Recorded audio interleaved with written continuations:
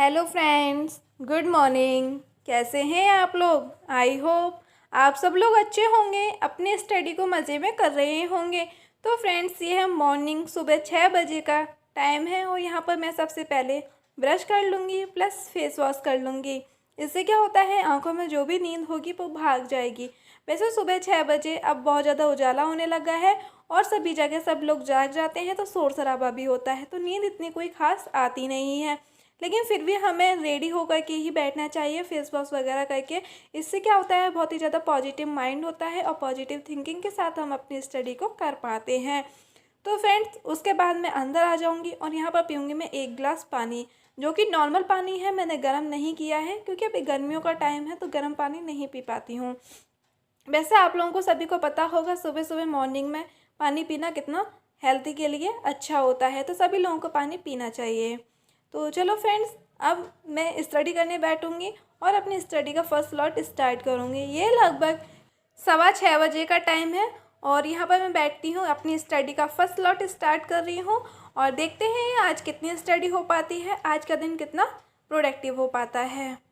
तो यहाँ पर अभी मैं पढ़ रही हूँ चंद्रा क्लासेस से और यहाँ पर पढ़ूंगी मैं ज्योग्राफी।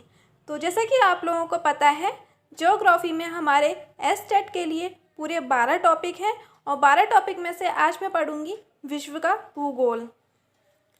विश्व के भूगोल का आज मैं फर्स्ट क्लास लूँगी और आज मैं 2 क्लास लूँगी, जो कि लूँगी चंद्रा क्लासेस से, क्योंकि एक सिस्टर हैं वो बोल रही थी कि सिस्टर आप कहाँ से और क्या टॉपिक और किस क्लास से पढ़ती हैं, तो प्लीज़ आप वो भी बताया करें। तो हाँ, मैं अब वो भी बताऊँगी और थैंक यू आपने मुझे बताया, तो बहुत बहुत धन्यवाद उसके लिए। तो चलो फ्रेंड्स, अपनी स्टडी कर लेते हैं जल्दी से और फिर आप लोगों के साथ बातें करते हैं।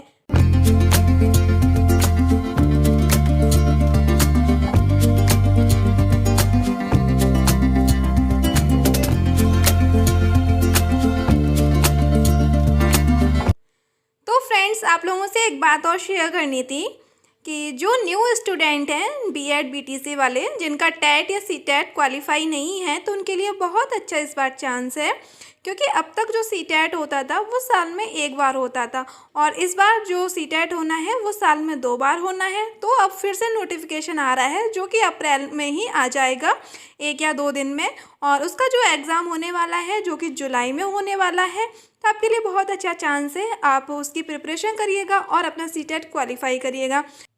और सीटेट क्वालिफाई करने का ये भी फ़ायदा है कि आप स्टेट की तो ले ही सकते हैं और साथ ही साथ आप सेंटर की भी ले सकते हैं। अगर आप टीचिंग लाइन से हैं तो सीटेट बहुत ज़्यादा ज़रूरी होता है क्रैक करना। अगर आपके लिए सीटेट के कुछ टिप्स चाहिए कि हम 1 या 2 महीने में और अच्छे मार्क्स से सीटेट कैसे क्वालिफाई करना, तो आप लोग बताना, मैं उसके लिए भी एक वीडियो ले आऊँगी, क्योंकि मैंने फर्स्ट अटैम्प्ट में और सेल्फ स्टडी से सीटेट क्वालिफाई किया हुआ है। तो चलो फ्रेंड्स, अब मैं अपनी टेबल सही कर लेती हूँ, स्टडी टेबल वगैरह को थोड़ा सा समेट देती हूँ और उसके बाद घर की थोड़े से काम कर लेती हूँ। और यहाँ पर हो रहे हैं 8:45 बज रहे हैं और यहाँ पर मैं उठ चुकी हूँ और घर के थोड़े से काम कर लेती हूँ और जल्दी जल्दी से काम निपटा लेती हूँ। यहाँ पर सबसे पहले मैं बेड शीट को सही कर रही हूँ। तो फ्रेंड्स, जैसे कि पहले सीटेट होता था तो उसके लिए हमें 6 महीने पहले नोटिफिकेशन आता था और आराम से 6 महीने मिलते थे प्रिपरेशन के लिए, लेकिन अब ऐसा नहीं है। अब 2 से 3 महीने में आपका एग्ज़ाम हो जाता है और रिजल्ट भी उसी के अकॉर्डिंग आ जाता है और फिर नेक्स्ट बार का फिर हो जाएगा। तो मैं तो यही कहूँगी कि अगर आप सीटेट देने के इच्छुक हैं या सीटेट देना है तो आप लोग अभी से स्टडी करने स्टार्ट कर दीजिए, आप नोटिफिकेशन के भरोसे मत बैठिएगा। वैसे सीटेट इतना टफ नहीं है तो सीटेट इतना इजी भी नहीं है ना। तो वही चीज़ है, अगर आप थोड़ा सा समय देंगे सीटेट को तो सीटेट भी आपको अच्छे खासे नंबर देगा, वही चीज़ है। और अगर आप लोग सीटेट की प्रिपरेशन करना स्टार्ट करना चाहते हैं और आप लोगों को अगर ये चाहते हैं कि सीटेट आपको समझ में नहीं आ रहा है कि आप सीटेट की प्रिपरेशन कहाँ से स्टार्ट करें, तो आप लोग बताइएगा, मैं आप लोगों के लिए एक वीडियो लेके आऊँगी पूरी की सीटेट की आप कहाँ से स्टार्टिंग करिएगा और कहाँ से आप उसकी प्रिपरेशन करिएगा और किस तरीके से आप 120+ मार्क्स लेके आ सकते हैं सीटेट में। तो फ्रेंड्स, आज बहुत ज़्यादा ज्ञान की बातें हो गई हैं, तो घर की क्लीनिंग करने के बाद अब मैं जा रही हूँ नहाने और नहा करके आती हूँ और फिर आप लोगों से मिलती हूँ। तो फ्रेंड्स, एक सिस्टर का बहुत ज़्यादा कमेंट आता है, वो पूछना चाह रही हैं मेरे से कि वो एसटेट की प्रिपरेशन करना स्टार्ट कर रही हैं और उन्हें सुपर टेट के लिए मैथ करना है, तो वो कहाँ से करें, और उनका मैथ शायद वीक है, वो ऐसा बोलना चाह रही हैं। और मैं शायद उन्हें कमेंट में नहीं ज़्यादा अच्छे से क्लियर कर पा रही हूँ, तो मैंने सोचा कि चलो आज वीडियो में बता देती हूँ कि अगर देखो सिस्टर, अगर आपका मैथ ज़्यादा ही वीक है, अगर आपको, तो आप ऐसा करिएगा, आप पहले उसका बेसिक क्लियर करिएगा। और बेसिक आप चंद्रा क्लासेस के जो पवन सर हैं आप उनसे, या फिर टारगेट विद आलोक के जो संदीप सर हैं आप उनसे मैथ देख सकती हैं। अगर आपको उन सर का अगर नहीं समझ में आता है तो आप एक काम करिएगा, सिलेबस उठाइएगा और उसके जो बेसिक वाले टॉपिक हैं आप उन्हें यूट्यूब पर सर्च करिएगा। किसी भी टीचर का आप देख लो, जिस टीचर का आपको समझ में आए, क्योंकि हर स्टूडेंट का अलग अलग अंडरस्टैंडिंग होती है। तो आपको जिस फैसिलिटी का समझ में आए आप वहाँ से अपना मैथ देख सकती हैं। और रहा प्रैक्टिस सेट की बात, तो प्रैक्टिस सेट हमें कहाँ से करना होता है, आप गूगल पे जाइए और जिस टॉपिक का आपको प्रैक्टिस करना है आप उसका डालिएगा प्रैक्टिस सेट, तो आपको आ जाएगा निकल करके, और आप उसकी पीडीएफ डाउनलोड कर सकते हैं, या फिर पीडीएफ से आप अपने प्रैक्टिस कर सकते हैं, या फिर टेक्स्ट बुक है आप वहाँ से अपने प्रैक्टिस कर सकती हैं सॉल्व। तो इस तरीके से मैं मैथ के क्वेश्चन को सॉल्व करती हूँ।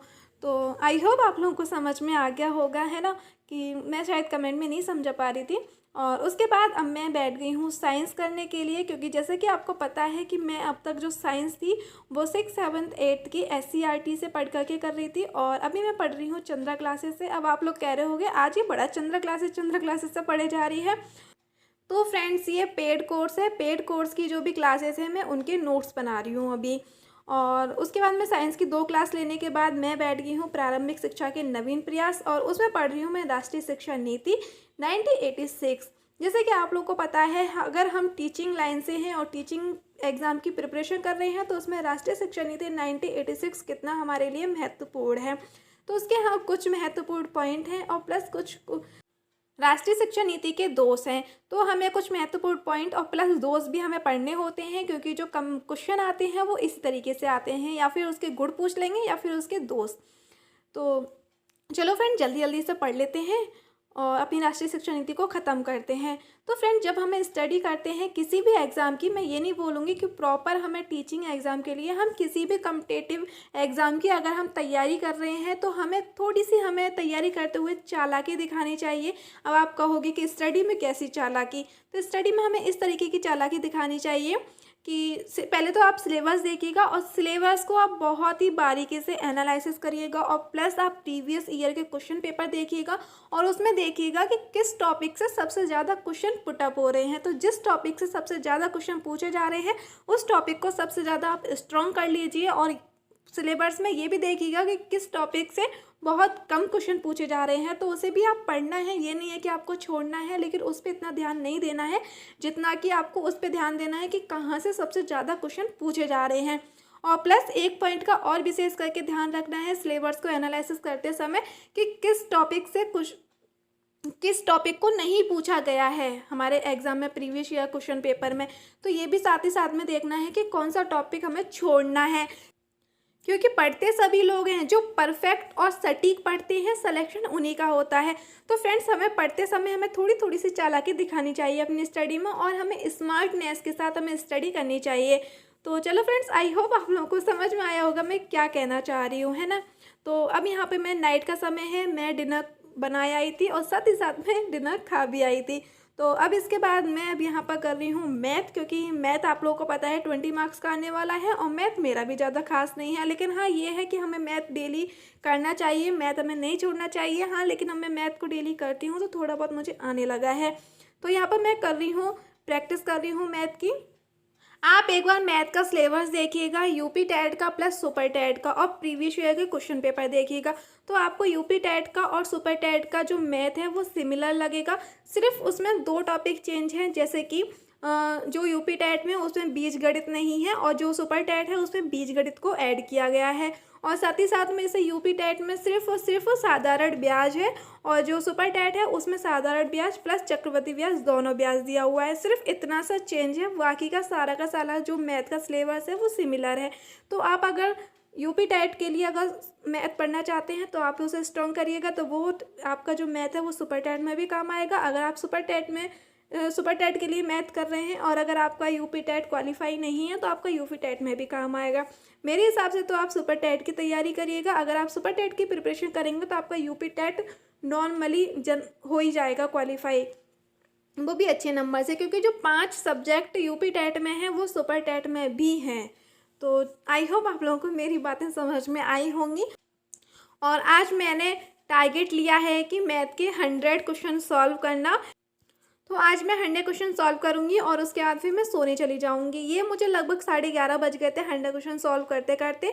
और चलो फ्रेंड्स, इस ब्लॉग का मैं यहीं पे एंड कर रही हूँ। आई होप आप लोग को पसंद आया होगा। पसंद आया हो तो प्लीज़ वीडियो को लाइक करें, शेयर करें और चैनल को सब्सक्राइब करें।